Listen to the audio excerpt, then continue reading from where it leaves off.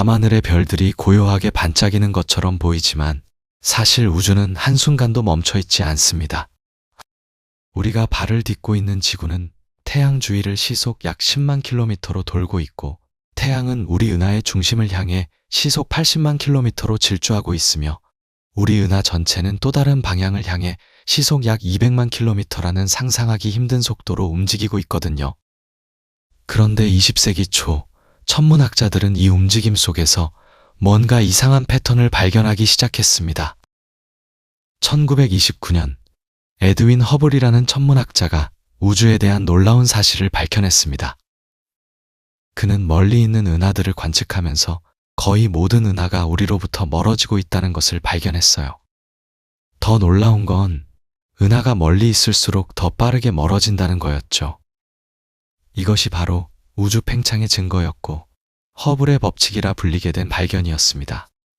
우주는 빅뱅 이후 계속해서 팽창하고 있으며 마치 풍선에 그려진 점들처럼 모든 은하들이 서로 멀어지고 있다는 거예요. 하지만 1970년대에 들어서면서 천문학자들은 허블의 법칙만으로는 설명할 수 없는 이상한 현상을 발견하기 시작했습니다. 베라 루빈과 켄트 포드 같은 과학자들이 은하들의 실제 움직임을 정밀하게 측정하기 시작했을 때 뭔가 이상한 일이 벌어지고 있다는 걸 알아챘어요. 은하들이 단순히 우주 팽창에 따라 멀어지기만 하는 게 아니라 어떤 특정한 방향을 향해 추가로 움직이고 있었던 겁니다. 상상해 보세요. 당신이 강 위에 떠 있는 배에 타고 있다고 생각해 봅시다. 강물의 흐름에 따라 배가 흘러가는 건 당연한 일이죠. 이게 바로 우주 팽창입니다. 그런데 갑자기 배가 강물의 흐름과는 다른 방향으로도 움직이기 시작한다면 어떨까요? 분명 강물 외에 다른 무언가가 배를 끌어당기고 있다는 뜻이겠죠. 바로 이런 일이 우주에서 벌어지고 있었던 겁니다. 1970년대 후반, 천문학자들은 우리 은하를 포함한 은하단 전체가 우주 팽창과는 별개로 특정 방향을 향해 움직이고 있다는 것을 발견했어요. 이 움직임의 속도는 초속 약 600km, 시속으로 환산하면 무려 216만 킬로미터에 달했습니다. 지구에서 달까지의 거리를 단 7분 만에 갈 수 있는 어마어마한 속도죠. 그리고 이 움직임은 허블의 법칙이 예측하는 우주 팽창의 방향과는 전혀 달랐습니다. 처음에는 관측 오류일 거라고 생각했어요. 하지만 여러 천문대에서 서로 다른 방법으로 관측을 반복했을 때도 같은 결과가 나왔습니다. 우리 은하만이 아니라 주변의 수천 개 은하들도 모두 같은 방향으로 흘러가고 있었던 거예요. 마치 보이지 않는 거대한 손이 우주의 한 구석에서 은하들을 끌어당기는 것 같았습니다. 1986년 7명의 천문학자들로 구성된 연구팀이 이 현상을 본격적으로 연구하기 시작했습니다. 그들은 자신들의 이름 첫 글자를 따서 세븐 사무라이라는 별명으로 불렸죠. 이들은 약 400개의 타원 은하들의 움직임을 정밀하게 분석했고 놀라운 사실을 밝혀냈습니다. 우리 은하를 포함한 천여 자리 초은하단 전체, 그러니까 약 10만 개의 은하들이 모두 히드라 자리와 센타우루스 자리 방향을 향해 끌려가고 있다는 거였어요. 그런데 정작 그 방향을 망원경으로 들여다봤을 때 특별히 눈에 띄는 건 아무것도 없었습니다. 은하들이 모여있긴 했지만 이 엄청난 중력을 설명할 만큼 특별해 보이지는 않았어요. 게다가 그 영역은 우리 은하 중심부의 먼지와 별들로 가려져 있어서 제대로 관측하기조차 어려웠습니다. 천문학자들은 이 정체불명의 존재에 이름을 붙였습니다. 그레이트 어트랙터, 거대 인력체라고요. 상상해보세요. 당신이 밤하늘을 올려다보며 별들을 바라보고 있습니다. 그 별들이 속한 우리 은하는 지금 이 순간에도 당신이 느끼지 못하는 사이에 거대한 무언가를 향해 초속 600km로 질주하고 있어요. 우리 은하뿐만이 아닙니다. 주변의 수만 개의 은하들이 모두 함께 같은 방향으로 흘러가고 있습니다. 마치 거대한 우주의 강물을 따라 떠내려가는 나뭇잎들처럼요. 하지만 이건 단순한 흐름이 아니었습니다. 뭔가가 이 은하들을 능동적으로 끌어당기고 있었고 그 힘은 상상을 초월할 만큼 거대했습니다. 우리 은하의 질량이 태양 질량의 약 1조 배 정도 되는데 이런 은하 수만 개를 한꺼번에 끌어당길 수 있으려면 도대체 얼마나 어마어마한 질량이 필요할까요? 계산 결과는 충격적이었습니다. 태양 질량의 최소 10경배, 어쩌면 그 이상의 질량을 가진 무언가가 우주 공간 어딘가에 숨어 있다는 거였어요. 더 이상한 건 이 거대 인력체의 정체를 명확하게 밝힐 수 없다는 점이었습니다. 그 방향에는 여러 은하단들이 모여 있었지만 관측 가능한 모든 물질을 다 합쳐도 이런 엄청난 중력을 만들어내기에는 턱없이 부족했거든요. 게다가 그 영역 대부분이 우리 은하의 회피지대라고 불리는 은하수의 중심부부 먼지에 가려진 영역에 있어서 직접 관측조차 제대로 할 수 없었습니다. 천문학자들은 혼란스러웠습니다. 20세기 대부분 동안 우주는 비교적 단순하고 균일하게 팽창한다고 믿어왔거든요. 물론 은하들이 중력으로 서로 끌어당기긴 하지만 거시적 규모에서 보면 우주는 모든 방향으로 비슷하게 팽창한다는 게 정설이었습니다. 그런데 갑자기 우주 공간 어딘가에 이렇게 거대한 중력의 우물이 존재한다는 게 밝혀진 겁니다. 이건 마치 평평하다고 믿었던 대지에서 갑자기 거대한 계곡을 발견한 것과 같았어요. 사실 그레이트 어트랙터를 이해하려면 한 걸음 뒤로 물러나 20세기 천문학자들이 우주를 어떻게 바라보기 시작했는지부터 살펴봐야 합니다. 왜냐하면 이 거대한 중력의 괴물은 천문학자들이 우주의 지도를 그리려는 노력 속에서 우연히 발견된 것이었거든요. 20세기 초반만 해도 우주는 지금보다 훨씬 단순해 보였습니다. 당시 천문학자들은 우주가 우리 은하 하나로 이루어져 있다고 생각했고 밤하늘에 보이는 희미한 나선 성운들도 그저 우리 은하 안의 가스구름 정도로 여겼어요. 하지만 1920년대 에드윈 허블이 안드로메다 성운까지의 거리를 측정하면서 모든 게 바뀌었습니다. 안드로메다는 우리 은하 밖에 있는 완전히 독립된 은하였고 그 순간 우주는 상상할 수 없을 만큼 넓어졌습니다. 밤하늘의 희미한 점들 하나하나가 사실은 수천억 개의 별을 품은 거대한 섬우주였던 거예요. 이 발견은 천문학에 완전히 새로운 질문을 던졌습니다. 우주에는 은하가 몇 개나 있을까요? 그리고 이 은하들은 우주 공간에 어떻게 분포되어 있을까요? 1930년대부터 천문학자들은 본격적으로 은하들의 위치를 기록하기 시작했습니다. 거대한 망원경으로 밤하늘을 조각조각 촬영하고 각 은하까지의 거리를 측정하고 그 위치를 3차원 좌표로 기록하는 지난한 작업이었어요. 마치 망망대해서 섬들의 위치를 하나하나 측정해 지도를 그리는 것과 같았습니다. 처음에는 은하들이 우주 공간에 무작위로 흩어져 있을 거라고 예상했습니다. 마치 상자 안에 구슬을 던지면 골고루 퍼지듯이 말이에요. 하지만 1950년대와 1960년대를 거치면서 점점 더 많은 은하의 위치가 측정되자 놀라운 패턴이 드러나기 시작했습니다. 은하들은 무작위로 분포하지 않았어요. 대신 마치 거품의 표면처럼 또는 거미줄처럼 특정한 구조를 이루며 모여 있었습니다. 어떤 영역에는 은하들이 빽빽하게 모여있는 은하단이 있었고 그 은하단들이 다시 모여 더 큰 초은하단을 이루었습니다. 반면 어떤 영역은 텅 비어 있었어요. 이런 거대한 빈 공간을 천문학자들은 보이드라고 불렀는데 지름이 수억 광년에 달하는 우주의 사막 같은 곳이었습니다. 우주는 균일하지 않았습니다. 대신 거대한 필라멘트와 벽과 보이드로 이루어진 복잡한 거품 구조를 이루고 있었던 거예요. 1970년대에 들어서면서 천문학자들은 이런 대규모 구조가 단순히 은하들이 우연히 모인 게 아니라는 걸 깨달았습니다. 중력이 이런 구조를 만들었던 거예요. 우주가 태어난 직후 물질은 거의 균일하게 분포했지만 아주 미세한 밀도 차이가 있었습니다. 밀도가 조금이라도 높은 곳은 주변의 물질을 더 강하게 끌어당겼고 그렇게 끌어당긴 물질이 다시 중력을 강화시키면서 점점 더 많은 물질이 모였습니다. 137억 년이라는 시간 동안 이 과정이 반복되면서 우주는 지금과 같은 거대한 거품 구조를 갖게 된 거예요. 하지만 이 발견은 또 다른 수수께끼를 낳았습니다. 만약 우주의 구조가 중력에 의해 만들어진 거라면 은하들은 단순히 정지해 있는 게 아니라 중력의 영향을 받아 움직이고 있어야 했습니다. 물질이 많이 모인 곳으로는 더 많은 은하들이 끌려가고 있을 테니까요. 그렇다면 은하들의 속도를 측정하면 우주의 물질이 어디에 얼마나 있는지 역추적할 수 있지 않을까요? 1970년대 후반, 천문학자들은 정말로 이 작업에 착수했습니다. 은하들이 우리에게 가까워지는지 멀어지는지, 그리고 얼마나 빠르게 움직이는지를 도플러 효과로 측정하기 시작한 거예요. 앰뷸런스가 가까워질 때 사이렌 소리가 높아지고 멀어질 때 낮아지는 것처럼 은하에서 오는 빛의 파장도 은하의 움직임에 따라 변합니다. 우리에게 가까워지는 은하의 빛은 파란색 쪽으로 이동하고 멀어지는 은하의 빛은 빨간색 쪽으로 이동하죠. 이 미묘한 변화를 정밀하게 측정하면 은하의 속도를 알아낼 수 있었습니다. 그런데 여기서 문제가 생겼습니다.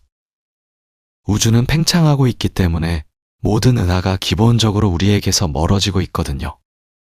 그래서 은하 고유의 움직임을 알아내려면 이 우주 팽창의 효과를 빼야 했습니다. 마치 강물을 거슬러 올라가는 배의 진짜 속도를 알려면 물살의 속도를 빼야 하는 것과 같아요. 천문학자들은 복잡한 계산을 통해 우주 팽창을 제외한 은하들의 순수한 움직임, 그러니까 특이 속도를 구해냈습니다. 그리고 1980년대 초반, 놀라운 사실이 드러났습니다. 우리 은하를 포함한 주변의 수많은 은하들이 모두 특정한 방향으로 움직이고 있었던 거예요. 단지 몇 개가 아니라 수천 수만 개의 은하가 마치 보이지 않는 손에 이끌리듯 같은 방향으로 흘러가고 있었습니다. 이건 우연이 아니었어요. 뭔가가, 어마어마하게 거대한 뭔가가 저 멀리서 이 모든 은하를 끌어당기고 있었던 겁니다. 천문학자들은 이 발견에 경악했습니다. 왜냐하면 지금까지 관측한 우주의 구조로는 이런 대규모 흐름을 설명할 수 없었거든요. 물론 은하단들이 주변 은하를 끌어당기긴 하지만 그건 상대적으로 가까운 거리에서만 영향을 미칩니다. 하지만 지금 관측되는 흐름은 수억 광년 규모에 걸쳐 일어나고 있었어요. 이 정도 규모의 중력 효과를 만들려면 지금까지 관측된 것보다 훨씬 더 거대한 질량 집중이 필요했습니다. 더욱 흥미로운 건 이 흐름이 놀랍도록 조직적이었다는 점입니다. 마치 거대한 소용돌이의 일부처럼 은하들이 질서정연하게 움직이고 있었어요. 무작위한 움직임이 아니라 하나의 거대한 패턴을 이루고 있었던 겁니다. 이건 우주가 우리가 생각했던 것보다 훨씬 더 역동적이고 훨씬 더 거대한 구조로 조직되어 있다는 걸 의미했습니다. 천문학자들은 우주의 지도를 다시 그려야 했습니다. 단순히 은하들의 위치만이 아니라 그들의 움직임까지 포함한 4차원 지도가 필요했던 거예요. 그리고 그 지도 위에서 뭔가 엄청난 것의 윤곽이 서서히 드러나기 시작했습니다. 보이지 않지만 분명히 존재하는, 상상을 초월하는 규모의 중력 괴물이 저 멀리서 우리를 포함한 우주의 거대한 영역을 자신에게로 끌어당기고 있었던 겁니다. 과학자들은 이 발견 앞에서 혼란에 빠졌습니다. 우주의 은하들이 단순히 빅뱅의 여파로 흩어지는 게 아니라 뭔가에 끌려가고 있다는 사실은 기존의 우주 모델을 송두리째 흔들어 놓았거든요.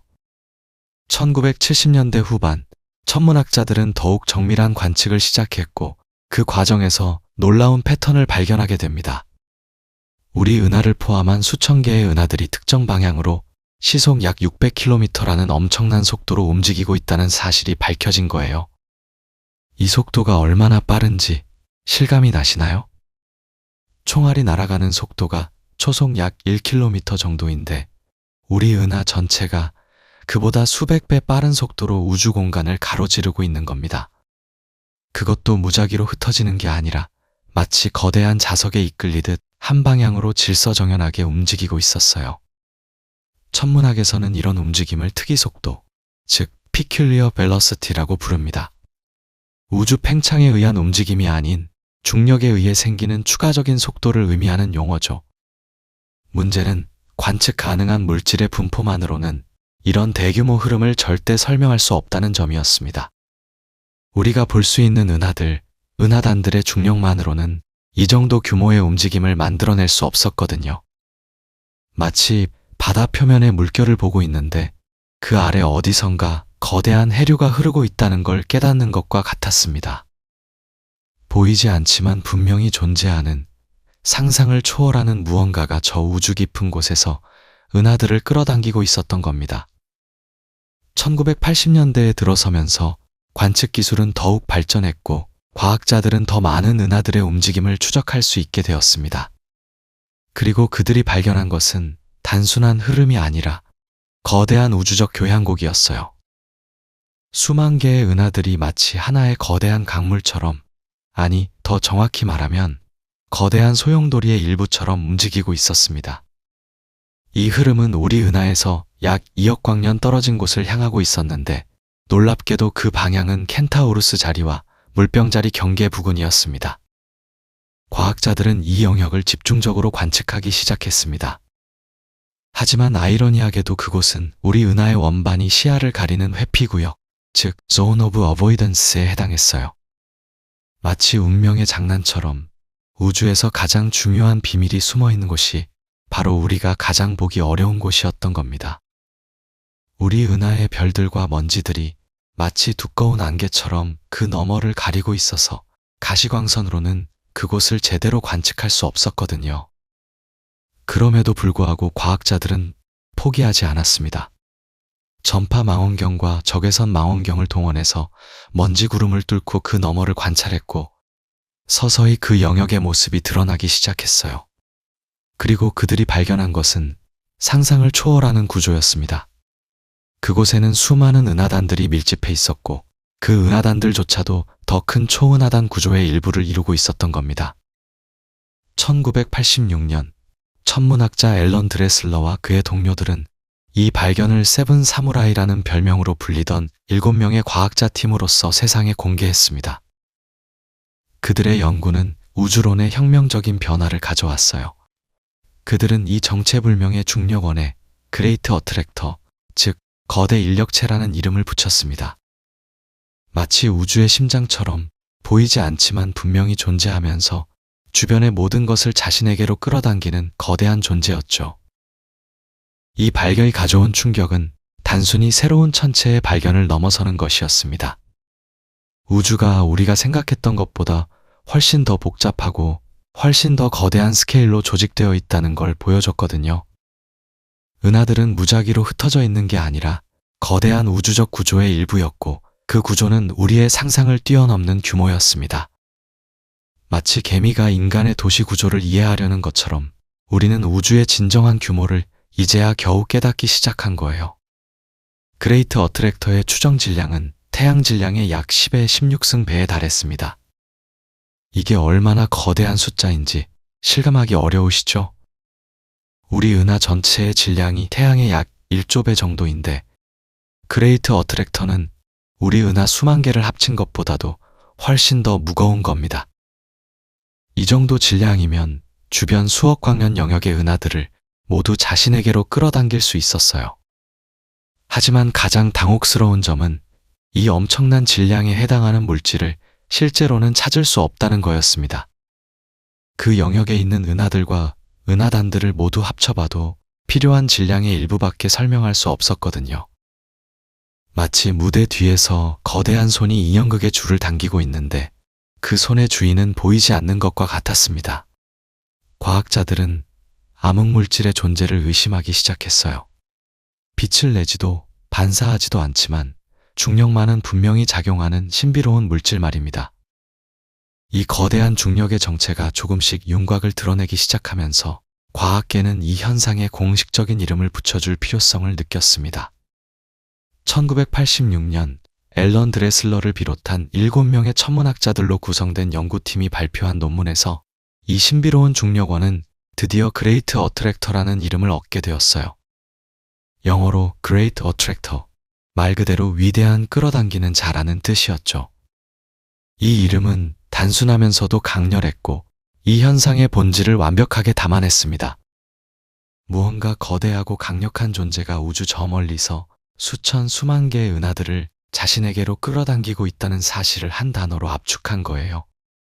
드레슬러 연구팀은 세븐 사무라이라는 별명으로도 불렸는데, 이 7명의 천문학자들은 각자 다른 관측소에서 수집한 데이터를 종합하여 그레이트 어트랙터의 위치와 영향력을 계산해냈습니다. 그들이 분석한 은하단은 무려 400개가 넘었고, 각 은하단마다 수백에서 수천 개의 은하들이 포함되어 있었어요. 이 방대한 데이터를 분석하면서 그들은 놀라운 패턴을 발견했습니다.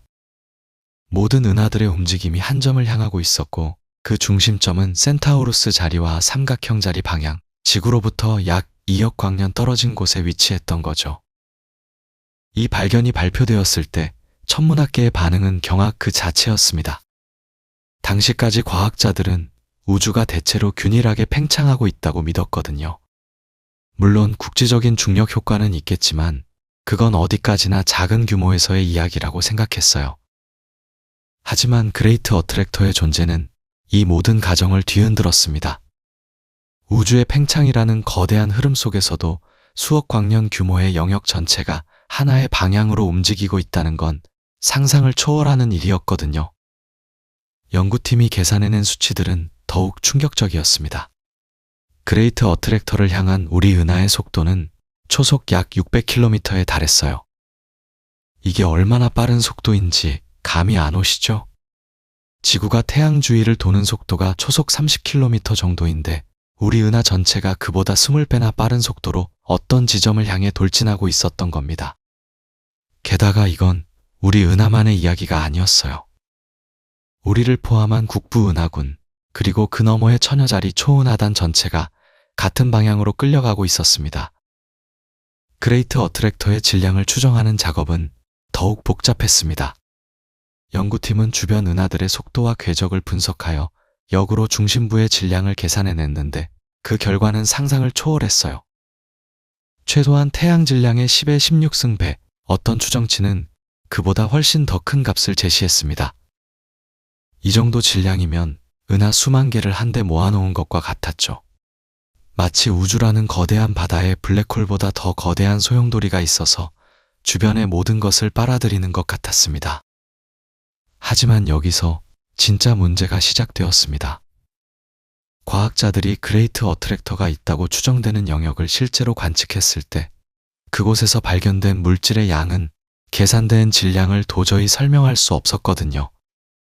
그 지역에는 분명 많은 은하들과 은하단들이 있었지만 관측 가능한 모든 물질을 합쳐도 필요한 질량의 10분의 1도 안 되었습니다.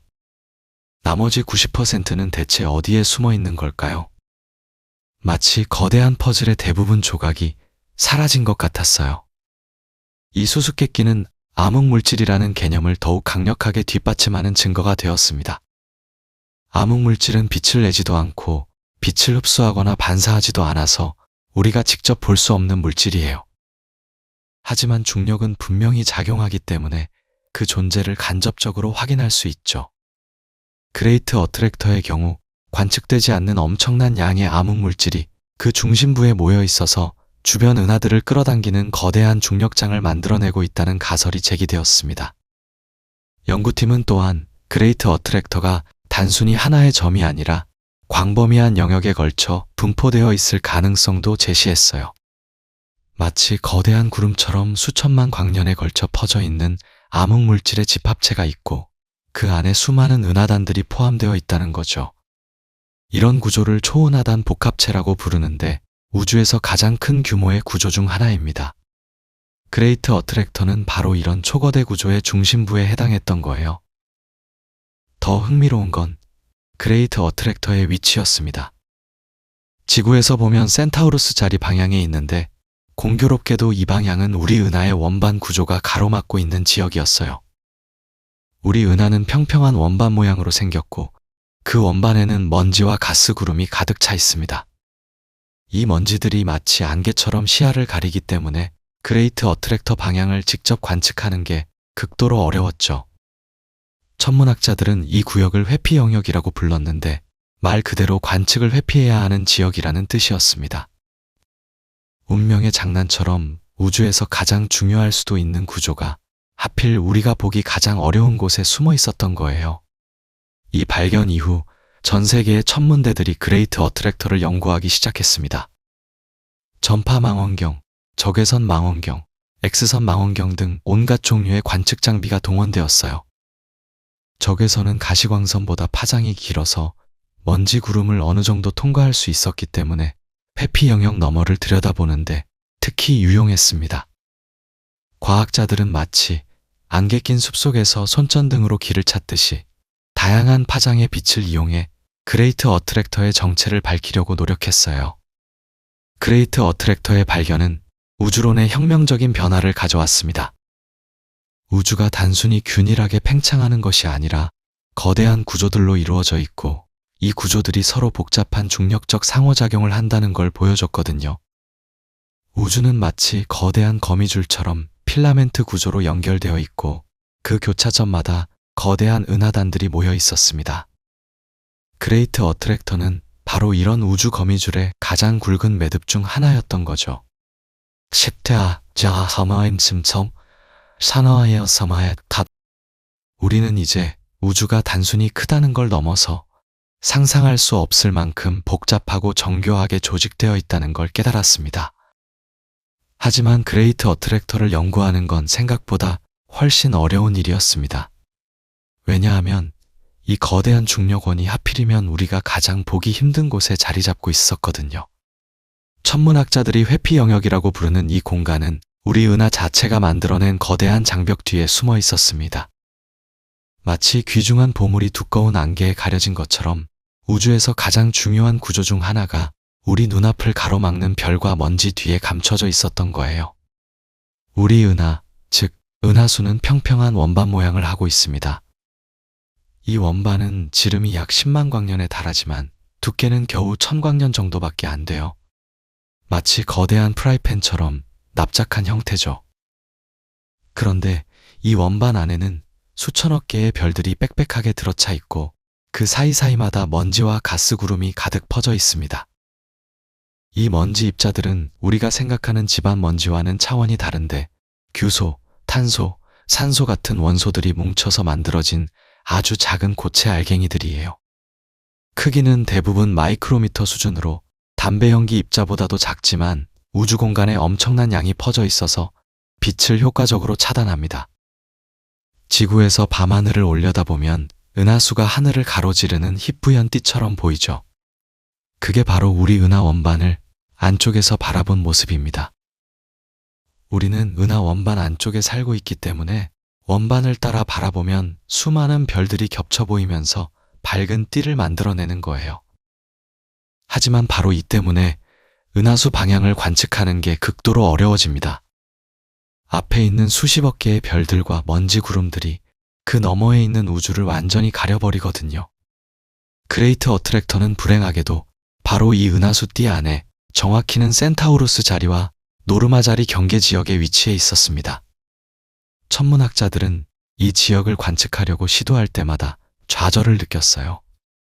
가시광선 망원경으로는 먼지 구름 때문에 거의 아무것도 볼 수가 없었습니다.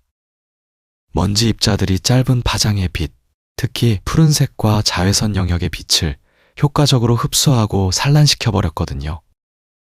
마치 짙은 안개 속을 헤드라이트로 비추면 오히려 더 안 보이는 것처럼 가시광선으로는 회피 영역을 뚫어볼 수가 없었습니다. 심지어 이 지역은 우리 은하에서 별의 밀도가 가장 높은 구역 중 하나여서 먼 은하들의 희미한 빛이 전경에 있는 밝은 별들에 완전히 묻혀버리는 문제도 있었어요. 이 문제를 해결하기 위해 과학자들은 다른 파장의 빛을 이용하기 시작했습니다.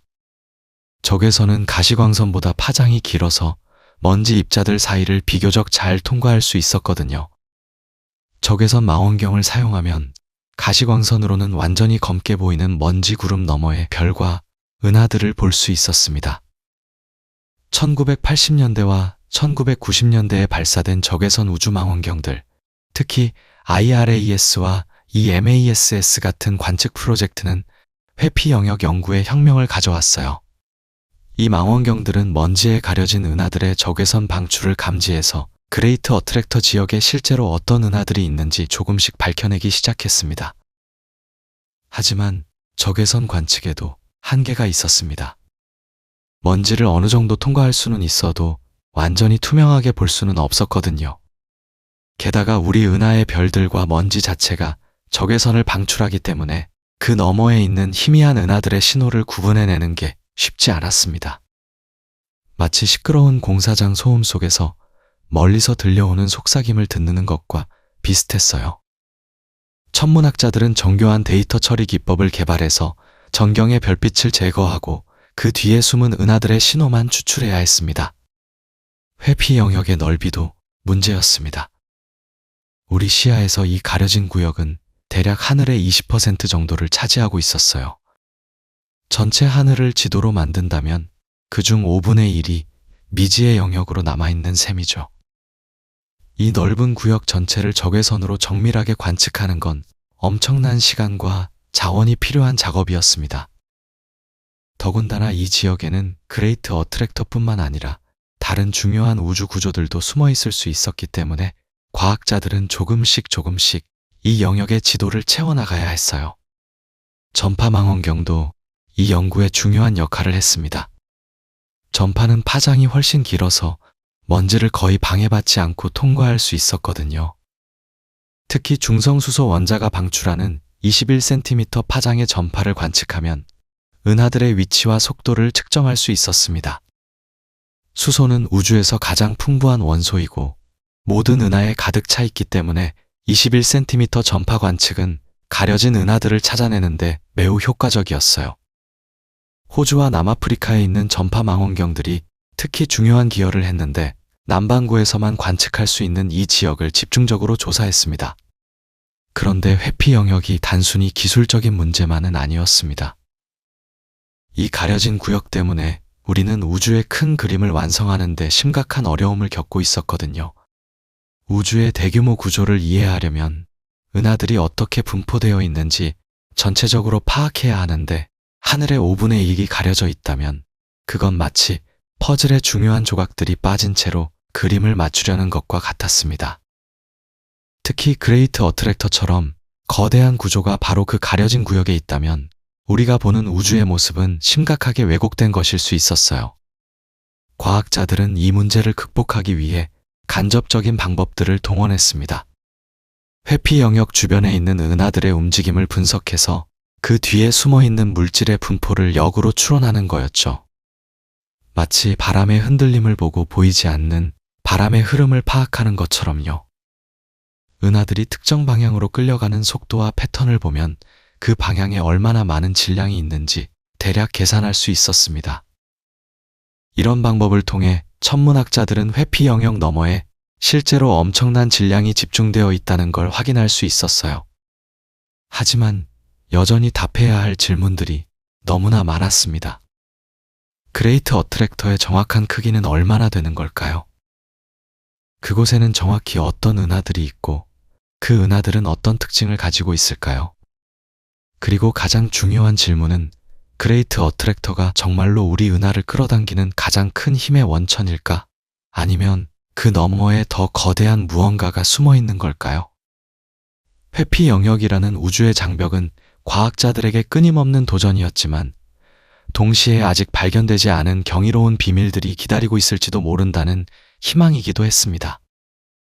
회피 영역이라는 두꺼운 장벽 앞에서 과학자들이 좌절할 법도 했지만 인류는 언제나 그래왔듯이 새로운 방법을 찾아냈습니다.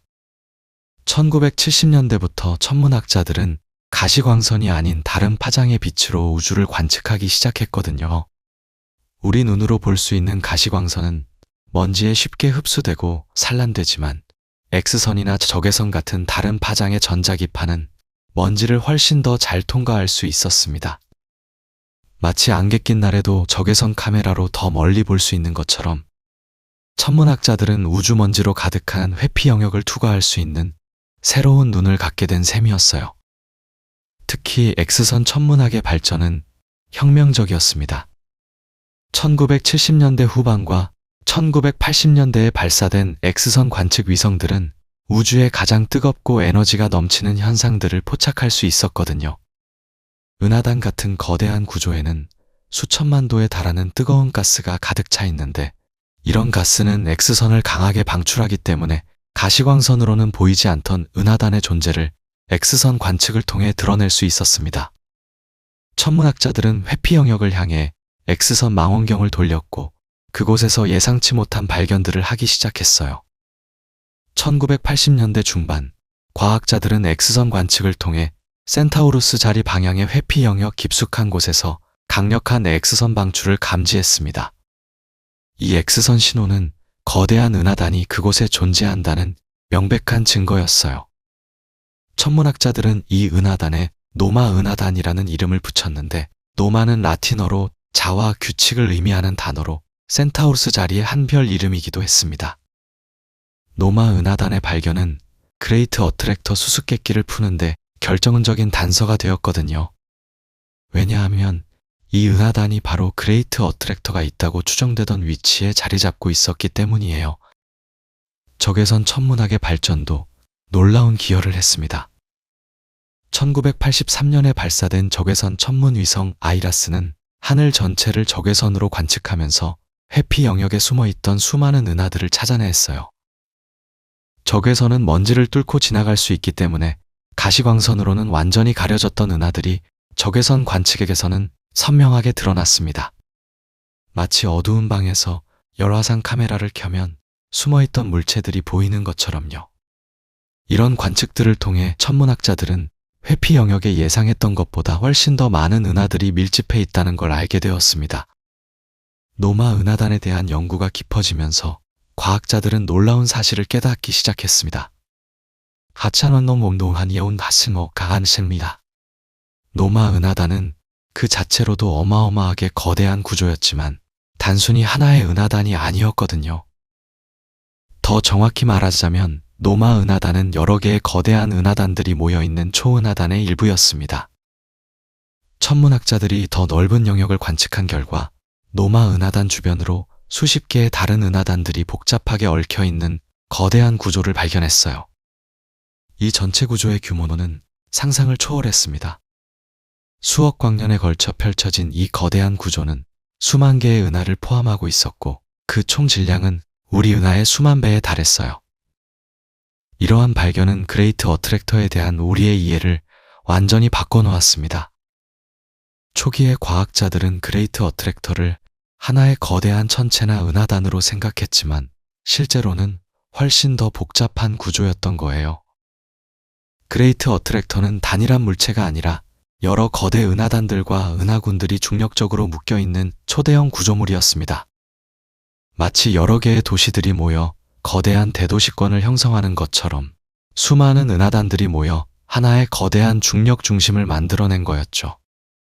이 구조 전체가 우리 은하를 포함한 주변의 수만 개 은하들을 끌어당기는 엄청난 중력을 발휘하고 있었던 겁니다.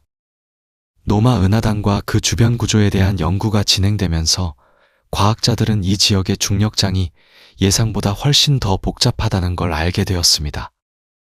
단순히 하나의 중심점을 향해 모든 은하가 끌려가는 게 아니라 여러 개의 중력 중심들이 서로 상호작용하면서 복잡한 흐름을 만들어내고 있었거든요.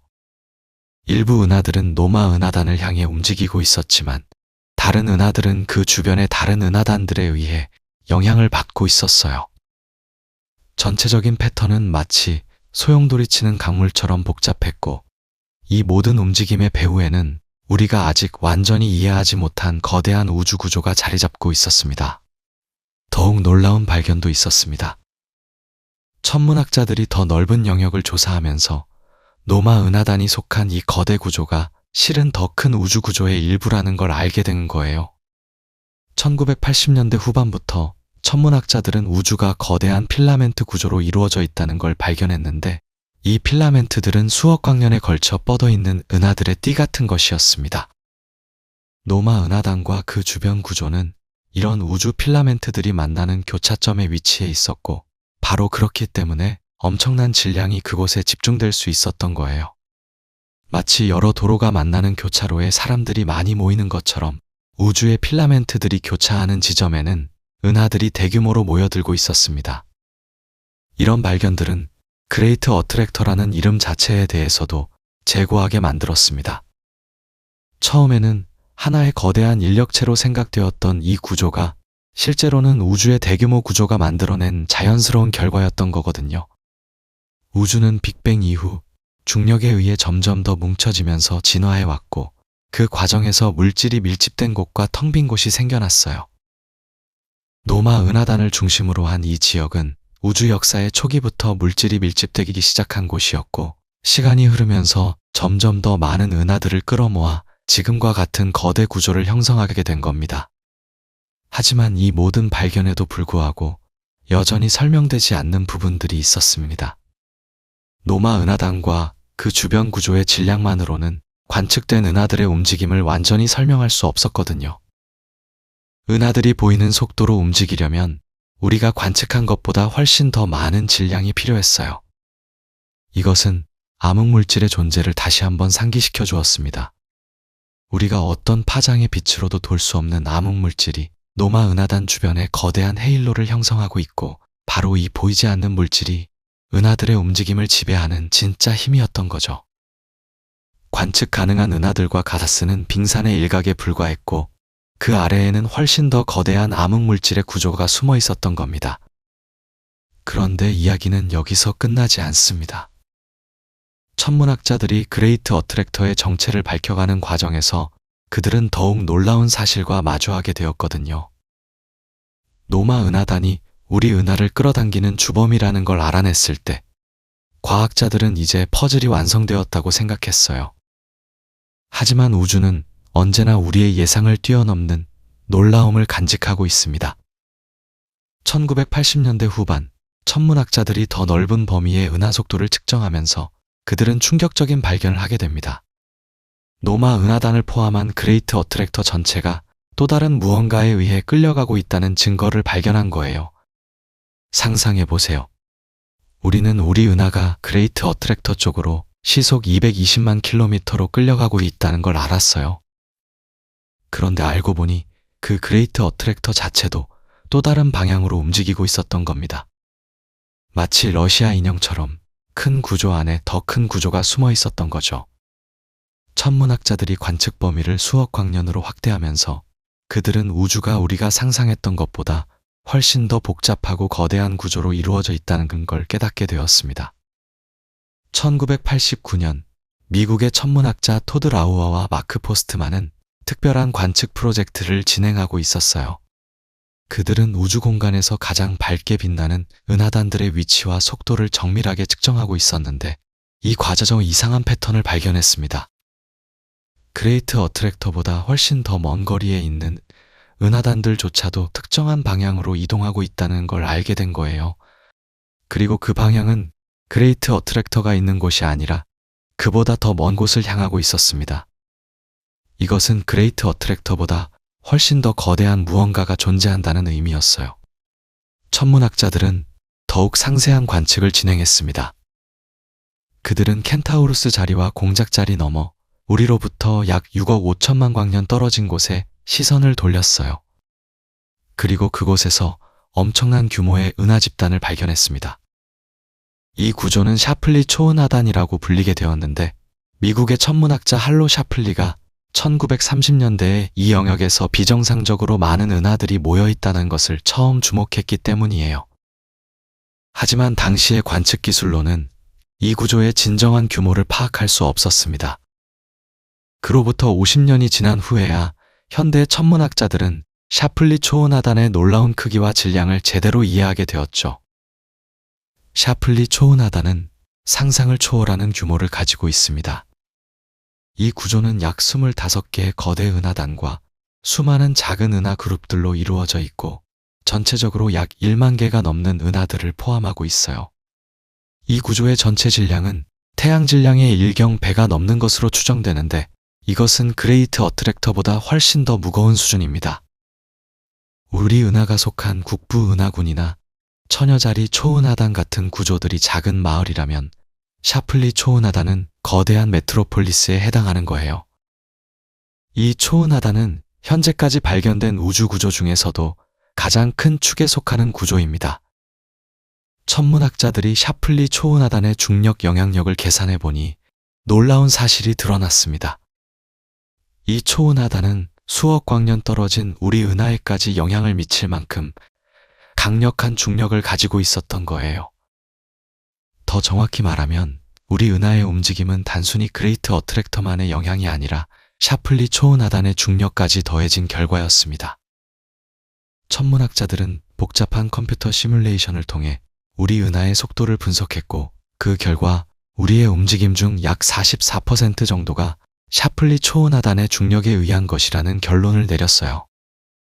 이 발견은 우주의 대규모 구조에 대한 우리의 이해를 완전히 바꾸어 놓았습니다. 처음에 우리는 우리 은하가 천여자리 은하단의 중력에 이끌려 움직인다고 생각했어요. 그 다음에는 그레이트 어트랙터라는 더 거대한 구조의 존재를 알게 되었죠.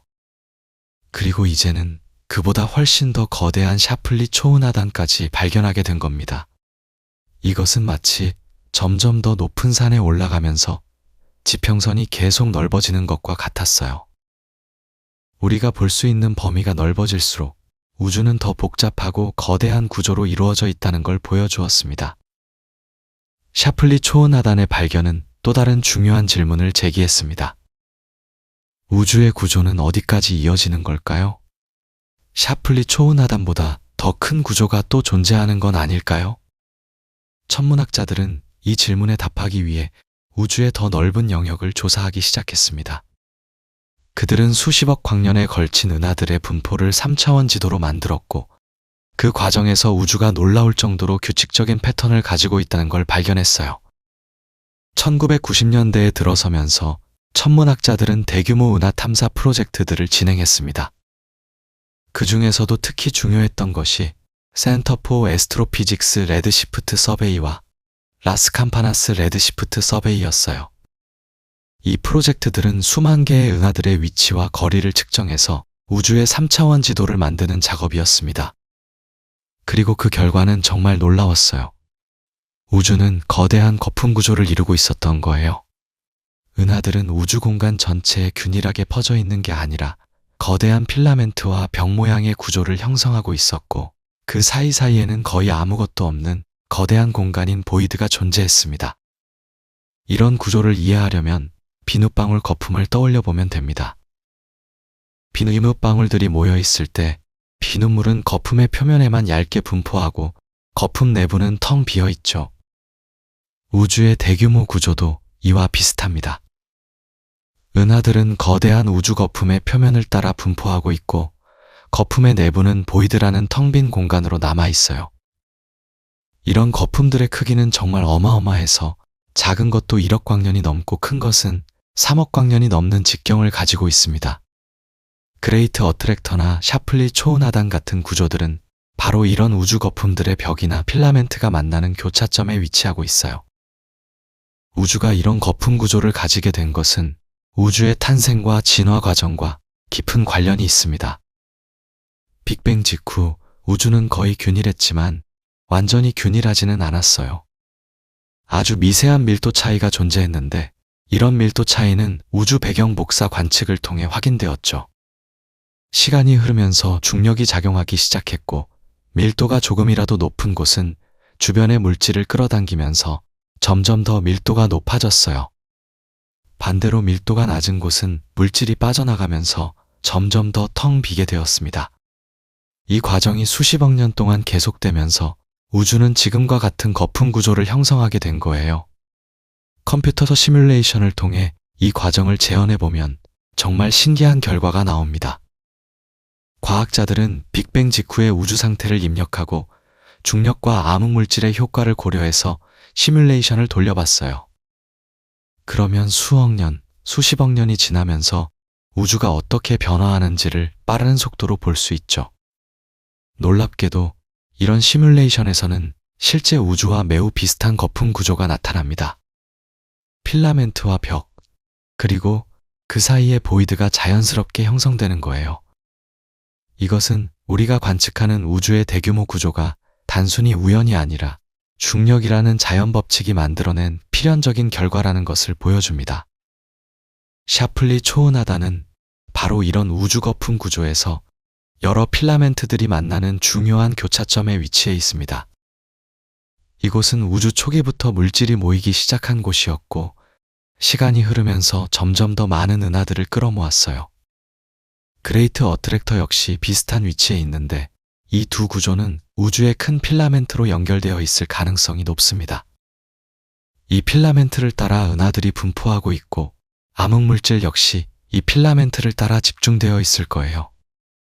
하지만 이 모든 발견에도 여전히 미스터리는 남아 있습니다. 천문학자들이 샤플리 초은하단과 그레이트 어트랙터 그리고 우리 은하의 움직임을 종합적으로 분석해보니 여전히 설명되지 않는 부분이 있었거든요. 우리 은하의 속도 벡터를 자세히 분석해보면 샤플리 초은하단의 중력만으로는 완전히 설명할 수 없는 추가적인 움직임이 관측되었어요. 이것은 우리가 아직 발견하지 못한 또 다른 대규모 구조가 존재할 가능성을 시사합니다. 혹은 우주의 팽창 패턴 자체가 완벽하게 균일하지 않아서 특정 방향으로 약간의 비대칭성이 있을 수도 있어요. 더욱이 우주론적 관점에서 보면 샤플리 초은하단의 존재 자체가 흥미로운 질문을 제기합니다. 현재 우주론 모델에 따르면 우주는 대규모로 보면 균일하고 등방적이어야 해요. 즉, 어느 방향을 봐도 평균적으로는 비슷한 구조가 나타나야 한다는 거죠. 그런데 샤플리 초은하단처럼 극도로 거대하고 밀집된 구조가 존재한다는 것은 우주가 완전히 균일하지 않다는 의미입니다. 물론 더 큰 규모로 보면 균일성이 회복되겠지만 이런 거대 구조들이 어떻게 형성될 수 있었는지 그리고 이것이 우주의 진화에 어떤 의미를 가지는지는 여전히 연구가 진행 중인 주제예요. 천문학자들은 이제 우주를 계층적으로 이해하게 되었습니다. 가장 작은 단위는 개별 은하들이에요. 우리 은하 같은 은하들은 은하군을 형성하고 은하군들은 모여서 은하단을 만들죠. 은하단들은 다시 모여서 초은하단을 형성하고 초은하단들은 우주의 거대한 필라멘트 구조를 따라 배열되어 있습니다. 그리고 이 모든 것은 보이지 않는 암흑물질의 중력적 뼈대 위에 형성되어 있어요. 우리가 망원경으로 볼 수 있는 빛나는 은하들은 이 거대한 암흑물질 구조 위에 올라앉은 장식품 같은 것이죠. 이런 우주의 계층 구조를 이해하게 되면서 그레이트 어트랙터라는 개념 자체도 새롭게 해석되기 시작했습니다. 처음에 천문학자들은 그레이트 어트랙터를 하나의 특별한 천체나 구조로 생각했어요. 하지만 이제 우리는 그것이 우주의 거대한 구조망에서 자연스럽게 나타나는 하나의 노드, 즉 연결점이라는 걸 알게 되었습니다. 그레이트 어트랙터는 특별한 존재가 아니라 우주가 중력에 의해 자연스럽게 진화하면서 만들어진 구조들 중 하나인 거예요. 물론 우리에게는 특별하죠. 우리 은하가 바로 그쪽으로 끌려가고 있으니까요. 하지만 우주 전체의 관점에서 보면 비슷한 구조들이 우주 곳곳에 존재합니다. 샤플리 초은하단의 발견은 우리에게 겸손함을 가르쳐줍니다. 우리는 처음에 우리 은하가 우주의 중심이라고 생각했었죠. 그 다음에는 우리 은하가 속한 국부 은하군이 특별하다고 생각했어요. 하지만 점점 더 넓은 범위를 관측하면서 우리는 우주가 상상할 수 없을 만큼 거대하고 우리는 그중 아주 작은 일부에 불과하다는 걸 깨닫게 되었습니다. 우리 은하는 거대한 우주적 흐름 속에서 표류하는 작은 섬과 같고 그 흐름은 수억억 년에 걸친 거대한 구조들에 의해 만들어지고 있어요. 이것은 우리를 작게 만들지만 동시에 우리가 얼마나 놀라운 우주의 일부인지를 보여주기도 합니다. 그렇다면 우리는 우주의 어디쯤에 있는 걸까요? 우리 은하가 그레이트 어트랙터를 향해 움직이고 있고 그 뒤에는 더 거대한 샤플리 초은하단이 있다는 걸 알게 되었지만 이 모든 것을 한눈에 보여줄 수 있는 지도가 필요했습니다. 우주의 교통체계를 이해하려면 단순히 목적지만 아는 게 아니라 우리가 어떤 길을 따라 움직이고 있는지를 알아야 하니까요. 그리고 2014년 천문학자들은 마침내 우리 우주 이웃의 진정한 모습을 보여주는 놀라운 지도를 완성했습니다.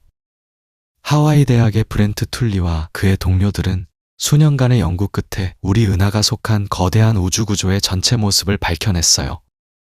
그들은 이 구조에 아름다운 이름을 붙였습니다. 바로 라니아케아인데 하와이어로 광대한 천국 또는 끝없는 하늘이라는 뜻이에요. 이 이름은 연구가 이루어진 하와이의 언어로 붙여진 거죠. 그리고 이 이름은 정말 적절했습니다. 라니아케아 초은하단은 우리가 상상할 수 있는 것보다 훨씬 더 거대하고 장엄한 구조였으니까요. 라니아케아는 약 10만 개의 은하를 포함하고 있고 그 크기는 무려 5억 2천만 광년에 이릅니다. 5억 2천만 광년이요. 빛의 속도로 5억 2천만 년을 가야 한쪽 끝에서 다른 쪽 끝까지 도달할 수 있다는 뜻이에요. 이 거대한 구조의 총 질량은 태양 질량의 10경배, 즉 1 뒤에 0이 17개나 붙는 숫자입니다. 인간의 두뇌로는 직관적으로 이해할 수 없는 규모죠. 하지만 더 놀라운 건 라니아케아의 발견이 단순히 큰 구조를 찾아낸 게 아니라는 점입니다. 툴리 박사팀은 완전히 새로운 방식으로 우주 구조를 정의했어요. 전통적으로 천문학자들은 은하들의 밀도를 기준으로 초은하단을 정의했습니다. 은하들이 많이 모여 있는 곳을 하나의 초은하단으로 본 거죠. 하지만 툴리 박사팀은 다른 접근을 했어요. 그들은 은하들이 어디에 모여 있는가가 아니라 은하들이 어디로 움직이고 있는가를 기준으로 삼았습니다. 마치 강의 유역을 정의하듯이 말이에요. 강물이 어디에 고여 있는가가 아니라 어디로 흘러가는가로 강의 유역을 나누는 것처럼 은하들의 움직임으로 우주 구조를 나눈 거예요. 이 방법을 사용하기 위해서 툴리 박사팀은 우주의 속도장을 매핑했습니다. 우주의 속도장이라는 건 우주 공간의 각 지점에서 물질들이 어느 방향으로 얼마나 빠르게 움직이는지를 나타낸 것이에요. 마치 바다의 해류도를 그리듯이 그들은 우리 우주 이웃에서 은하들이 어떻게 흐르고 있는지를 그려냈습니다. 이건 엄청나게 복잡한 작업이었어요. 수만 개의 은하의 거리와 속도를 정확하게 측정해야 했고 허블 팽창으로 인한 후퇴 속도를 제거해서 순수한 중력에 의한 운동만을 추출해야 했으니까요. 그 결과 나타난 우주의 모습은 정말 놀라웠습니다. 은하들은 마치 강물처럼 흐르고 있었어요. 작은 시냇물들이 모여 개울을 이루고 개울들이 모여 강을 이루듯이 은하들도 작은 흐름에서 시작해서 점점 더 큰 흐름으로 합쳐지고 있었습니다. 그리고 이 모든 흐름은 결국 하나의 거대한 분지, 즉 유역을 형성하고 있었어요. 바로 라니아케아 초은하단이 그 유역이었던 겁니다. 라니아케아 내의 모든 은하들은 중력의 흐름을 따라 움직이고 있고 그 흐름은 결국 공통된 중력 중심을 향하고 있었습니다. 그럼 그 중심은 어디일까요? 바로 그레이트 어트랙터가 있는 방향이었습니다. 더 정확히 말하면 그레이트 어트랙터를 포함한 더 넓은 지역인데 천문학자들은 이곳을 노르마 초은하단이라고 부르기도 해요. 라니아케아의 모든 은하들은 마치 거대한 소용돌이의 중심을 향해 빨려 들어가듯이 이 방향으로 움직이고 있습니다. 우리 은하도 마찬가지예요. 우리는 라니아케아의 가장자리에 위치하면서 이 거대한 우주적 흐름을 따라 중심부를 향해 여행하고 있는 거죠.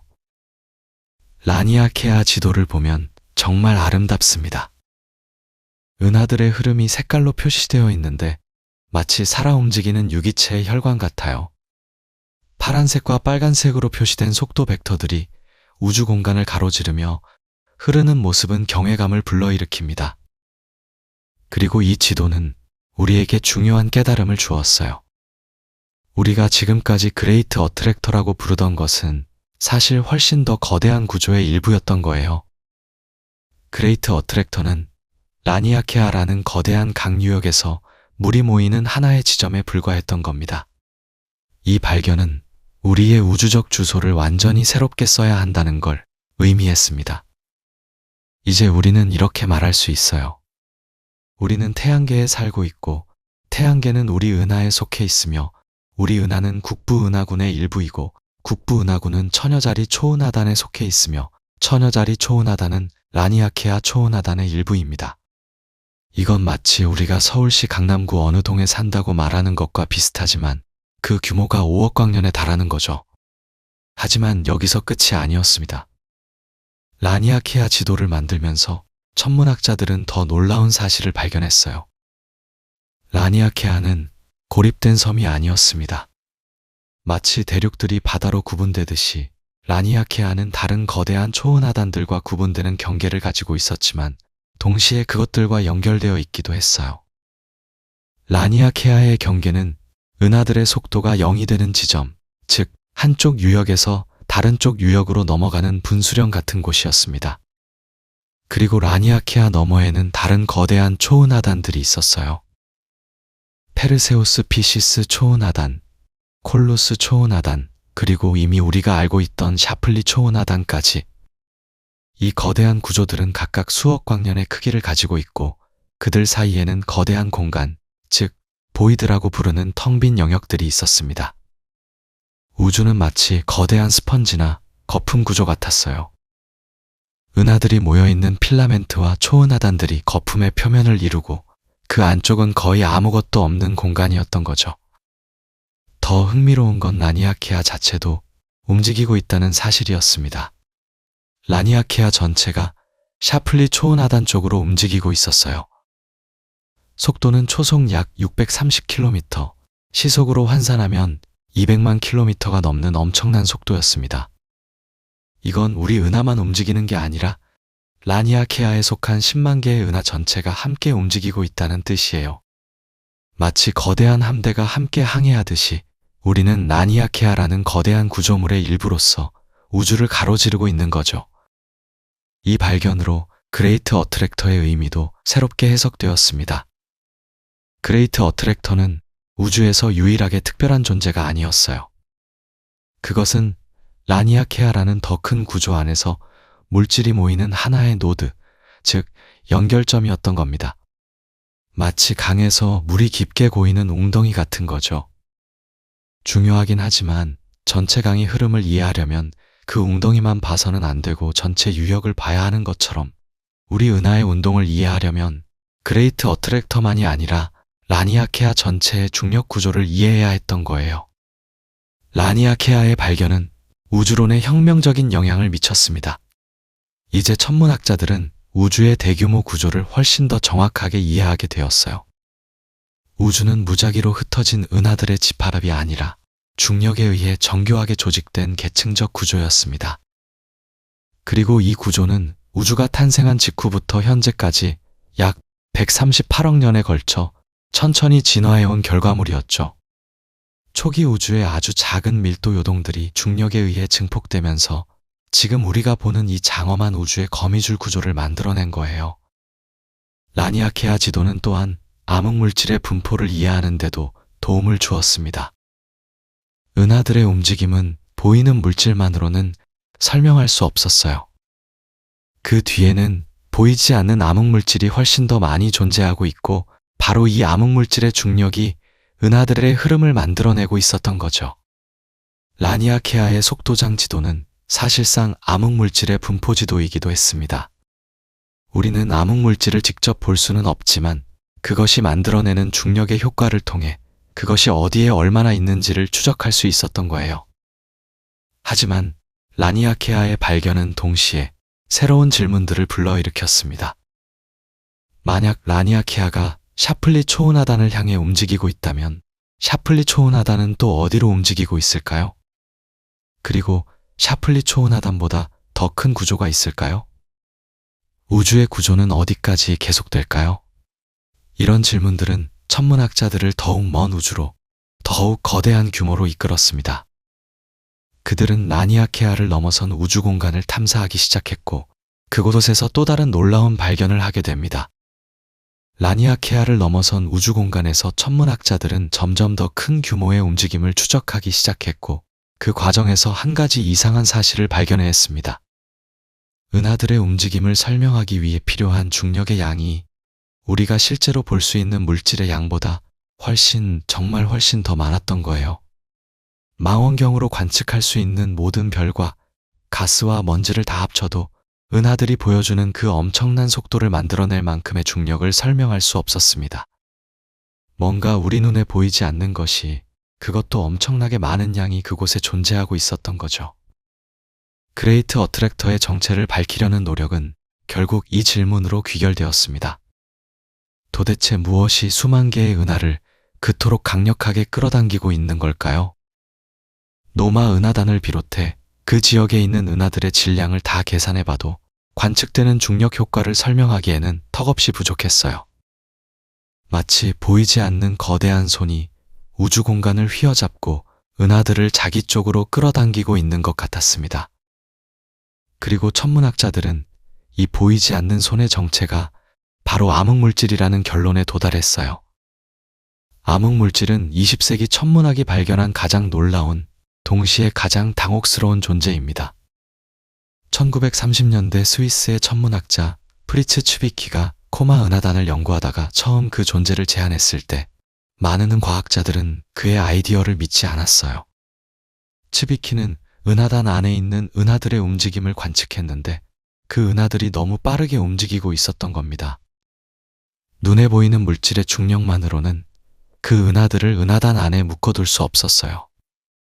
계산상으로 그 은하들은 은하단에서 튕겨져 나갔어야 했는데 실제로는 그렇지 않았죠. 츠비키는 우리가 볼 수 없는 어떤 물질이 보이는 물질보다 훨씬 더 많은 양으로 존재하면서 추가적인 중력을 제공하고 있다고 주장했습니다. 하지만 과학계가 암흑물질의 존재를 진지하게 받아들이기까지는 수십 년이 걸렸어요.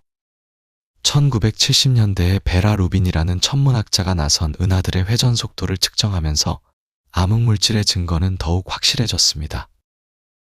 은하는 마치 거대한 원반처럼 회전하는데 뉴턴의 중력 법칙에 따르면 은하 중심에서 멀리 떨어진 별일수록 더 천천히 회전해야 했어요. 마치 태양계에서 해왕성이 수성보다 훨씬 천천히 태양 주위를 도는 것처럼 말이에요. 그런데 루비닌이 관측한 결과는 완전히 달랐습니다. 은하 가장자리에 있는 별들도 중심부의 별들과 거의 비슷한 속도로 회전하고 있었던 거예요. 이건 마치 누군가가 중력의 법칙을 다시 쓴 것 같았습니다. 이 놀라운 관측 결과를 설명할 수 있는 방법은 단 하나뿐이었어요. 은하는 우리가 볼 수 있는 별과 가스로 이루어진 원반보다 훨씬 더 크고 무거운 보이지 않는 물질로 된 거대한 후광에 둘러싸여 있다는 것입니다. 이 보이지 않는 후광이 추가적인 중력을 제공해서 은하 가장자리의 별들도 빠르게 회전할 수 있게 만들고 있었던 거죠. 그리고 계산 결과 이 보이지 않는 물질의 양은 보이는 물질보다 대략 5배에서 6배 정도 더 많았습니다. 우주에 존재하는 물질의 약 85%가 우리 눈에 보이지 않는 암흑물질이었던 거예요. 암흑물질이 도대체 무엇으로 만들어져 있는지는 아직도 미스터리입니다. 우리는 그것이 빛을 내지도 않고 빛을 반사하지도 않으며 빛을 흡수하지도 않는다는 것을 알고 있어요. 그래서 암흑이라는 이름이 붙었죠. 암흑물질은 전자기파와 거의 상호작용하지 않습니다. 우리가 가진 모든 망원경, 전파 망원경이든 광학 망원경이든 X선 망원경이든 어떤 망원경으로도 암흑물질을 직접 볼 수 없어요. 그것은 마치 유령처럼 일반 물질을 그냥 통과해버립니다. 하지만 암흑물질은 중력을 가지고 있고 바로 그 중력을 통해서만 우리는 암흑물질의 존재를 간접적으로 감지할 수 있는 거죠. 그레이트 어트랙터 지역으로 돌아가 볼까요? 천문학자들은 그 지역에 엄청난 양의 암흑물질이 집중되어 있다고 생각합니다. 노마 은하단과 그 주변의 여러 은하단들은 사실 훨씬 더 거대한 암흑물질 구조의 일부일 뿐이에요. 마치 빙산의 일각처럼 우리가 볼 수 있는 은하들은 그 아래 숨어 있는 거대한 암흑물질 덩어리의 극히 일부분만을 보여주고 있는 겁니다. 컴퓨터 시뮬레이션을 통해 우주의 대규모 구조를 재현해보면 암흑물질은 거미줄처럼 얽힌 필라멘트 구조를 형성하고 있고 이 필라멘트들이 만나는 교차점에 은하단들이 모여 있다는 것을 알 수 있어요. 그레이트 어트랙터는 바로 이런 암흑물질 필라멘트들이 만나는 거대한 교차점 중 하나였던 겁니다. 암흑물질의 본질을 이해하기 위해 과학자들은 여러 가설을 제안했습니다. 초기에는 암흑물질이 그냥 빛을 내지 않는 일반 물질, 예를 들어 갈색 외성이나 블랙홀, 중성자별 같은 것일 거라고 생각했어요. 이런 천체들을 통틀어 마초라고 불렀는데 이건 거대한 밀집 후광 천체라는 영어 표현의 약자였습니다. 하지만 관측과 계산 결과 이런 천체들만으로는 필요한 양의 암흑물질을 설명할 수 없다는 게 밝혀졌어요. 우주에 있는 일반 물질의 양은 빅뱅 이론과 원소 합성 이론으로 정확하게 예측할 수 있는데 그 양이 관측되는 중력 효과를 설명하기에는 턱없이 부족했거든요. 그래서 물리학자들은 암흑물질이 우리가 아직 발견하지 못한 새로운 종류의 입자로 이루어져 있을 거라는 결론에 도달했습니다. 표준 입자 물리학 모형에는 포함되지 않는 전혀 새로운 입자 말이에요. 가장 유력한 후보 중 하나는 윈프라고 불리는 입자입니다. 이건 약하게 상호작용하는 무거운 입자라는 의미인데, 이 입자는 일반 물질과 거의 상호작용하지 않지만 질량은 양성자보다 수십 배에서 수천 배 무겁다고 예상되고 있어요. 전 세계 여러 곳에서 과학자들은 지하 깊은 곳에 민감한 검출기를 설치하고 암흑물질 입자를 직접 포착하려고 노력하고 있지만 아직까지 확실한 검출 신호는 발견되지 않았습니다. 암흑물질의 존재는 우주의 구조 형성 이론에서도 핵심적인 역할을 합니다. 빅뱅 직후의 초기 우주는 거의 균일했지만 아주 작은 밀도 요동들이 있었어요. 이 작은 요동들이 중력에 의해 증폭되면서 점차 더 큰 구조로 성장했는데, 이 과정에서 암흑물질이 결정적인 역할을 했습니다. 암흑물질은 일반 물질보다 훨씬 일찍부터 뭉치기 시작할 수 있었거든요. 왜냐하면 일반 물질은 초기 우주에서 복사와 강하게 상호작용하면서 뭉치는 것이 방해받았지만, 암흑물질은 그런 상호작용이 없었기 때문에 자유롭게 중력으로 뭉칠 수 있었던 거예요. 암흑물질이 먼저 뭉쳐서 중력 우물을 만들면 그 중력 우물 안으로 일반 물질이 떨어져 들어오면서 은하와 은하단이 형성되었습니다. 다시 말해 암흑물질은 일종의 중력 골격, 우주구조의 뼈대 역할을 했던 거예요. 그리고 그 뼈대 위에 일반 물질이 살을 붙이면서 우리가 볼 수 있는 은하들이 만들어진 겁니다. 만약 암흑물질이 없었다면 우주는 지금과 완전히 다른 모습이었을 거예요. 은하들이 형성되는데 훨씬 오랜 시간이 걸렸을 것이고, 어쩌면 우리가 사는 것과 같은 은하는 전혀 형성되지 않았을지도 모릅니다. 그레이트 어트랙터의 중력도 결국 암흑물질에 의해 만들어진 것입니다. 그 지역에 집중된 엄청난 양의 암흑물질이 시공간을 휘게 만들고 그 휘어진 시공간을 따라 은하들이 흘러가는 거예요. 아인슈타인의 일반 상대성 이론에 따르면 중력은 힘이 아니라 시공간의 휘어짐이거든요. 질량이 있는 물체는 그 주변의 시공간을 휘게 만들고 다른 물체들은 그 휘어진 시공간의 곡선을 따라 움직입니다. 마치 트램펄린 위에 무거운 공을 올려놓으면 트램펄린이 움푹 들어가고 주변의 작은 구슬들이 그 움푹 들어간 곳으로 굴러가는 것처럼 말이에요. 그레이트 어트랙터 지역의 암흑물질은 우주 공간 내 거대한 중력 우물을 만들어 놓았고, 우리 은하를 포함한 수만 개의 은하가 그 우물 쪽으로 미끄러져 내려가고 있는 겁니다. 하지만 여기서 흥미로운 질문이 생깁니다.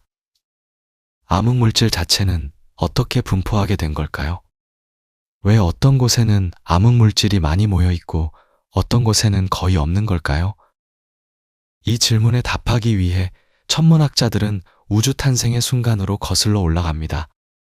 빅뱅 직후의 우주는 뜨겁고 밀도가 높은 플라스마 상태였는데, 이때 양자요동이라는 아주 작은 무작위 변동들이 존재했어요.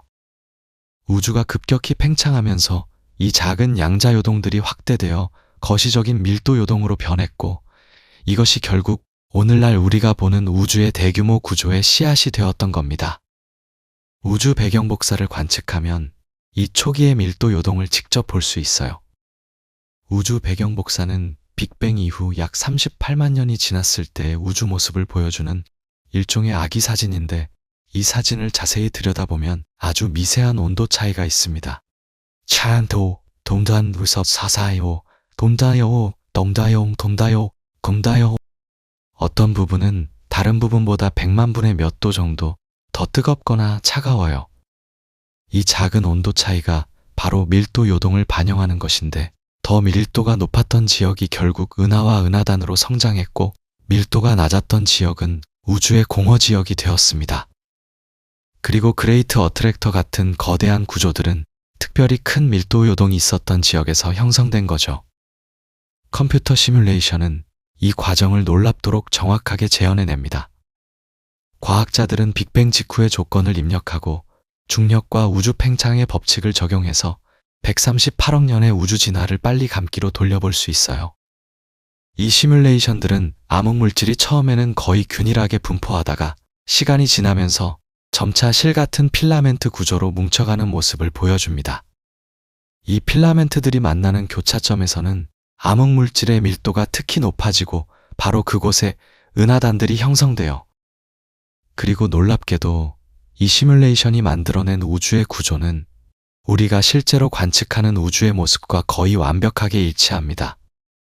이것은 우리가 암흑물질과 우주 구조 형성에 대해 기본적으로 올바른 이해를 하고 있다는 강력한 증거예요. 그레이트 어트랙터와 암흑물질의 관계는 우주의 작동 방식에 대한 우리의 이해를 근본적으로 바꿔놓았습니다. 우리가 볼 수 있는 밝고 화려한 은하들은 사실 우주 질량의 극히 일부에 불과하고 진짜 주인공은 보이지 않는 암흑물질이었던 거예요. 암흑물질이 우주의 구조를 만들고 은하들의 운동을 지배하며 우주의 운명까지도 결정하고 있습니다. 우리는 마치 무대 위의 배우들만 보면서 연극을 감상하고 있었는데 알고 보니 무대 뒤에서 훨씬 더 많은 스태프들이 연극의 진행을 실제로 컨트롤하고 있었던 셈이죠. 그리고 그레이트 어트랙터는 이 보이지 않는 스태프들이 만들어낸 가장 극적인 효과 중 하나였던 겁니다. 이제 우리는 시간의 화살을 미래로 돌려볼 차례입니다. 그레이트 어트랙터가 만들어진 과거를 탐험했으니 이제는 우리 은하가 어디로 향하고 있는지, 그리고 언젠가 그 거대한 중력원과 실제로 만나게 될지를 물어야 하거든요. 밤하늘의 별들은 영원히 그 자리에 고정되어 있는 것처럼 보이지만 실제로는 우주라는 거대한 무대 위에서 장엄한 춤을 추고 있어요. 그리고 이 춤의 안무는 이미 수십억 년 전에 정해졌으며 우리는 그 안무의 일부를 따라 움직이고 있습니다. 우리 은하는 지금 이 순간에도 초속 약 600km의 속도로 그레이트 어트랙터를 향해 돌진하고 있어요. 이 속도는 상상하기 어려울 정도로 빠른데 지구에서 달까지의 거리를 단 1분 만에 주파할 수 있는 속력이죠. 하지만 우주의 스케일에서 보면 이것도 느릿느릿한 여행이나 다름없습니다. 그레이트 어트랙터까지의 거리가 2억 광년이 넘기 때문에 현재의 속도로 이동한다면 약 100억 년 이상이 걸릴 거예요. 그런데 여기서 흥미로운 질문이 생깁니다. 우리는 정말로 그레이트 어트랙터까지 도달하게 될까요? 아니면 중간에 다른 어떤 운명이 기다리고 있을까요? 우주는 팽창하고 있다는 사실을 기억해야 해요. 은하들 사이의 공간 자체가 늘어나고 있기 때문에 단순히 중력에 이끌려 움직이는 것만으로는 목적지에 도달할 수 없을 수도 있습니다. 마치 러닝머신 위를 걷는 사람처럼 앞으로 나아가고 있지만 러닝머신의 벨트가 뒤로 움직이면 제자리 걸음이 될 수도 있는 거죠. 그런데 놀랍게도 그레이트 어트랙터의 경우는 조금 다릅니다. 우리와 그레이트 어트랙터 사이의 거리가 우주론적 기준으로는 비교적 가깝기 때문에 중력의 끌어당김이 우주 팽창의 효과를 압도하고 있거든요. 즉, 우리는 실제로 그레이트 어트랙터에 점점 더 가까워지고 있습니다. 하지만 여기서 이야기는 더 복잡해져요. 앞서 우리가 배웠듯이 그레이트 어트랙터 자체도 더 거대한 구조인 샤플리 초은하단에 의해 끌려가고 있습니다. 그리고 샤플리 초은하단 역시 정지해 있지 않고 우주의 거대 구조를 따라 움직이고 있죠. 이것은 마치 강물에 떠 있는 나뭇잎과 같은 상황이에요. 우리 은하는 그레이트 어트랙터라는 작은 소용돌이를 향해 움직이고 있지만 그 소용돌이 자체도 더 큰 강물의 흐름을 따라 이동하고 있는 겁니다. 그래서 우리의 진짜 목적지는 그레이트 어트랙터가 아니라 그보다 훨씬 더 먼 곳에 있는 샤플리 초은하단일지도 모릅니다. 과학자들은 정교한 컴퓨터 시뮬레이션을 통해 우리 은하의 미래 궤적을 추적하려고 노력했어요. 이 시뮬레이션들은 우주의 대규모 구조, 암흑물질의 분포, 우주 팽창의 속도, 그리고 알려진 모든 중력원의 영향을 고려합니다. 결과는 놀라우면서도 한편으로는 예측 불가능한 면을 보여주는데 우리 은하는 수십억 년에 걸쳐 복잡한 궤도를 그리며 움직일 것이라고 예측돼요. 어떤 시뮬레이션에서는 우리가 결국 노르마 은하단이나 그 근처의 거대한 은하단에 합류하게 될 것으로 나타나고 또 다른 시뮬레이션에서는 우리가 여러 은하단을 스쳐 지나가며 더욱 복잡한 경로를 따라갈 것으로 예측됩니다. 그런데 우리 은하의 운명을 생각할 때 빼놓을 수 없는 또 다른 중요한 사건이 있어요. 바로 안드로메다 은하와의 충돌입니다. 안드로메다는 우리 은하에서 가장 가까운 대형 은하로 약 250만 광년 떨어져 있어요. 놀랍게도 안드로메다는 대부분의 은하들이 우리로부터 멀어지는 것과 달리 초속 약 110km의 속도로 우리를 향해 다가오고 있습니다. 이것은 우리와 안드로메다가 속한 국부은하군이라는 은하 집단 내에서 중력이 우주 팽창보다 강하기 때문이에요. 천문학자들의 계산에 따르면 우리 은하와 안드로메다는 약 40억 년에서 50억 년 후에 충돌하게 될 거예요. 은하 충돌이라고 하면 격렬한 폭발과 파괴를 떠올리기 쉽지만 실제로는 훨씬 더 우아하고 느린 과정입니다. 은하는 대부분 빈 공간으로 이루어져 있기 때문에 두 은하가 서로를 관통할 때 별들끼리 직접 부딪힐 확률은 거의 없어요. 마치 두 개의 거대한 벌떼가 서로를 지나가는 것과 비슷한데 개별 벌들은 서로 충돌하지 않지만 두 벌떼의 형태는 크게 변하게 되죠. 우리 은하와 안드로메다가 처음 만났을 때 두 은하는 서로를 관통하며 지나갈 겁니다. 하지만 그것으로 끝이 아니에요. 중력 때문에 두 은하는 다시 서로에게 끌려오게 되고 수억 년에 걸쳐 여러 번 충돌과 관통을 반복하게 됩니다. 그 과정에서 두 은하의 아름다운 나선팔 구조는 점차 무너지고 결국에는 하나의 거대한 타원은 하로 합쳐질 거예요.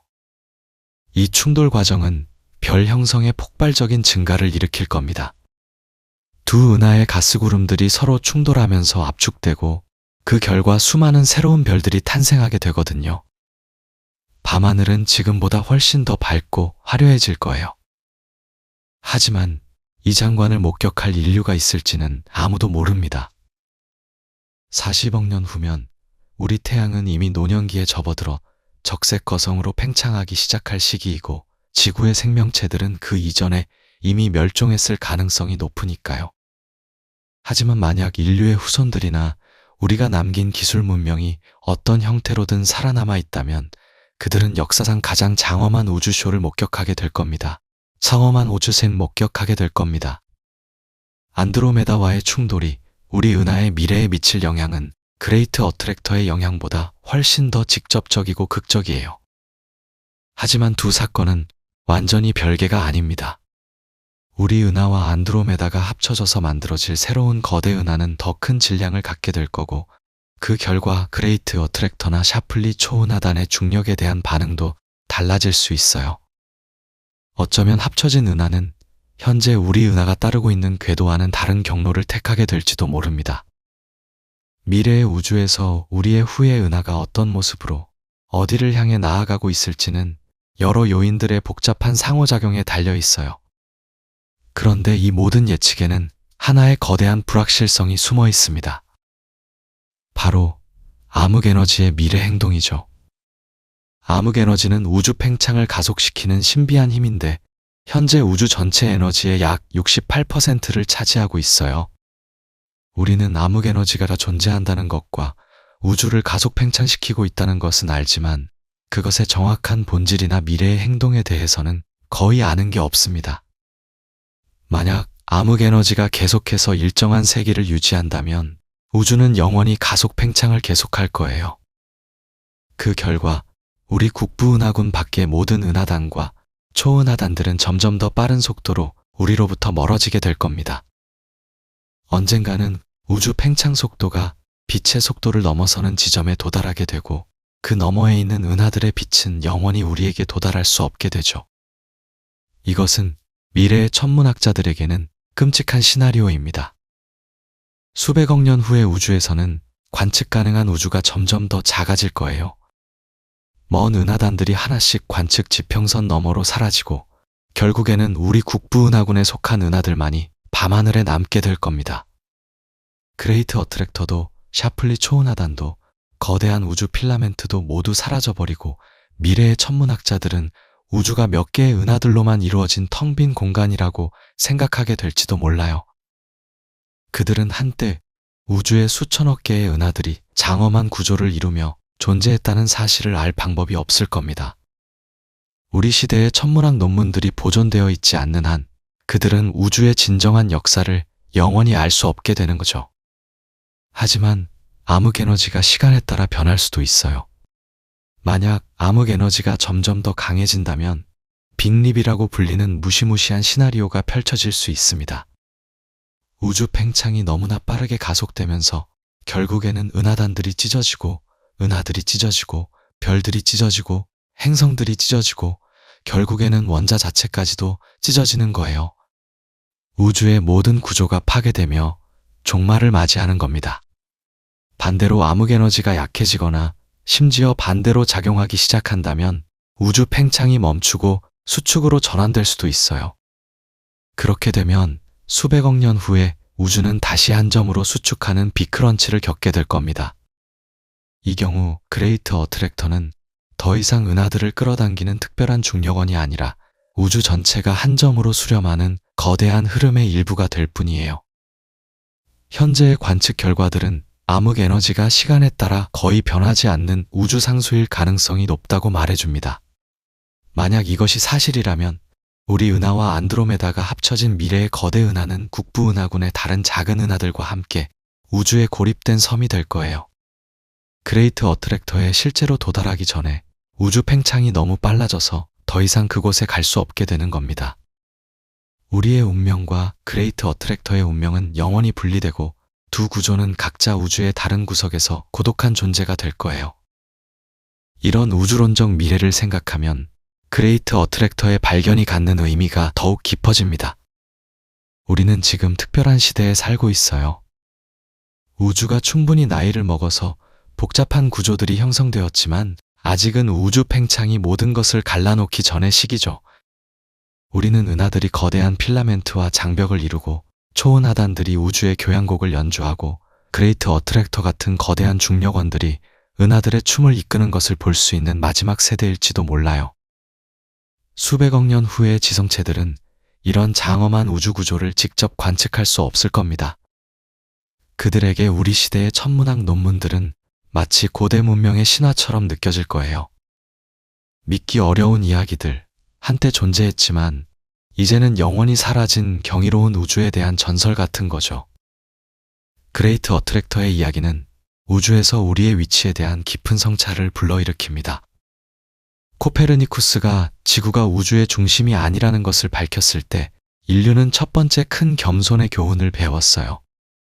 그 후 우리는 태양이 은하의 중심이 아니라 변두리에 있다는 것을, 우리 은하가 우주의 전부가 아니라 수천억 개 중 하나일 뿐이라는 것을, 그리고 우리가 볼 수 있는 물질이 우주 전체 질량의 극히 일부에 불과하다는 것을 알게 되었습니다.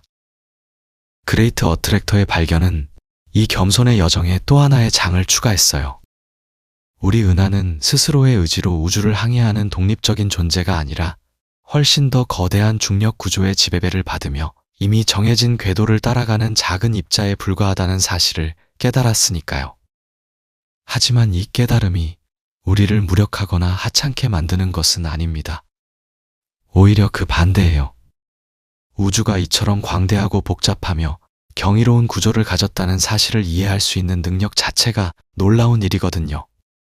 우리는 수백억 광년에 걸친 우주의 구조를 지도로 그릴 수 있고 보이지 않는 암흑물질의 존재를 추론할 수 있으며 수십억 년 전 우주가 어땠는지 그리고 수백억 년 후 우주가 어떻게 될지를 예측할 수 있어요.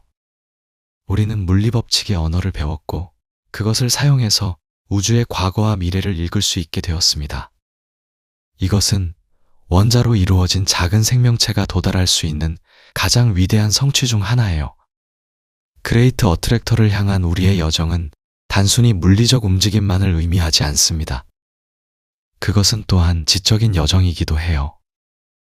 우리는 관측할 수 없는 것의 존재를 추론하는 법을 배웠고 복잡한 패턴 속에서 숨겨진 질서를 찾아내는 법을 배웠으며 우주의 언어를 조금씩 이해하기 시작했습니다. 그레이트 어트랙터는 여전히 많은 비밀을 간직하고 있지만 우리는 이미 그것에 대해 50년 전에는 상상도 못했던 것들을 알게 되었어요. 그리고 앞으로 더 강력한 망원경들이 건설되고 더 정교한 이론들이 개발되면 우리는 틀림없이 더 많은 것들을 발견하게 될 겁니다. 어쩌면 우리는 언젠가 암흑물질의 정체를 완전히 밝혀낼 수 있을 거예요. 실험실에서 암흑물질 입자를 직접 검출하고 그것의 성질을 연구하며 왜 그것이 일반 물질과 다르게 행동하는지 이해하게 될지도 몰라요. 그렇게 되면 그레이트 어트랙터의 내부 구조를 훨씬 더 자세히 파악할 수 있을 겁니다. 혹은 중력파 천문학이 더욱 발전해서 우주 대규모 구조의 형성 과정에서 발생한 중력파를 검출하게 될 수도 있어요. 그렇게 되면 그레이트 어트랙터가 어떻게 형성되었는지, 그리고 그 안에서 어떤 격변의 사건들이 일어났는지를 직접 들을 수 있게 될 겁니다. 밤하늘을 올려다볼 때 우리가 보는 것은 단순히 아름다운 빛의 점들이 아니에요. 그것은 우주의 역사이고 우주의 구조이며 우리의 과거이자 미래입니다. 센타우루스 자리를 향해 시선을 돌릴 때 비록 그레이트 어트랙터 자체는 보이지 않지만 우리는 그것이 거기 있다는 것을 알고 있어요. 보이지 않는 손이 우리 은하를 포함한 수만 개의 은하를 이끌고 있고 우리는 지금 이 순간에도 그 거대한 흐름의 일부로서 우주를 가로지르고 있습니다. 우리의 여정은 수십억 년 전에 시작되었고 수십억 년 후에야 끝날 거예요. 그리고 그 긴 여정 속에서 우리는 잠깐 동안이지만 주변을 돌아보고 우리가 어디로 가고 있는지를 이해하려 노력하는 특별한 순간을 살고 있습니다. 이것이 바로 그레이트 어트랙터가 우리에게 들려주는 가장 중요한 메시지일지도 몰라요. 우주는 광대하고 우리는 작지만 우리에게는 이 모든 것을 이해하고 경탄할 수 있는 능력이 있다는 것 말이에요.